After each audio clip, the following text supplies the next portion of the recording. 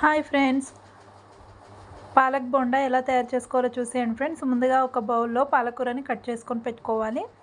ఇప్పుడు కొద్దిగా బియ్యం పిండిని వేసుకోవాలి, కొంచెం శనగపిండిని వేసుకోవాలి, కొద్దిగా కరివేపాకు వేసుకోవాలి, ఆనియన్స్ని కట్ చేసి వేసుకోవాలి, స్పైసీనెస్కి తగ్గట్టుగా కారం వేసుకోవాలి, రుచికి సరిపడా సాల్ట్ వేసుకోవాలి,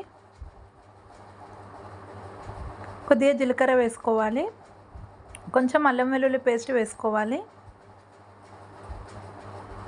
కొద్దిగా పసుపు వేసుకోవాలి, కొంచెం ధనియా పౌడర్ వేసుకోవాలి.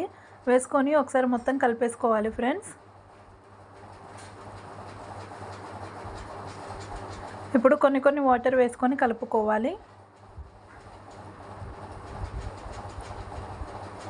చూడండి ఫ్రెండ్స్, ఇలా కలుపుకొని పెట్టుకోవాలి.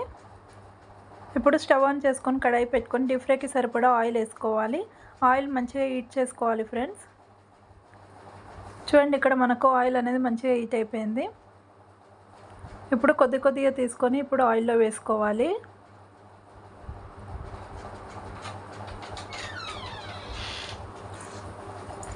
చూడండి ఫ్రెండ్స్, ఇలా వేసుకోవాలి. ఫ్లేమ్ మీడియం ఫ్లేమ్లో పెట్టుకొని మంచి కలర్ వచ్చేంత వరకు ఫ్రై చేసుకోవాలి ఫ్రెండ్స్.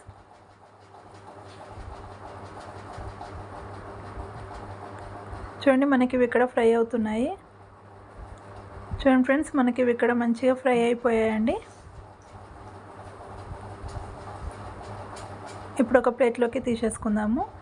అంతేనండి, అన్నీ ఇలానే చేసుకోవాలి. ఎంతో టేస్టీ ఉండే పాలక్ బోండా రెడీ. నచ్చితే లైక్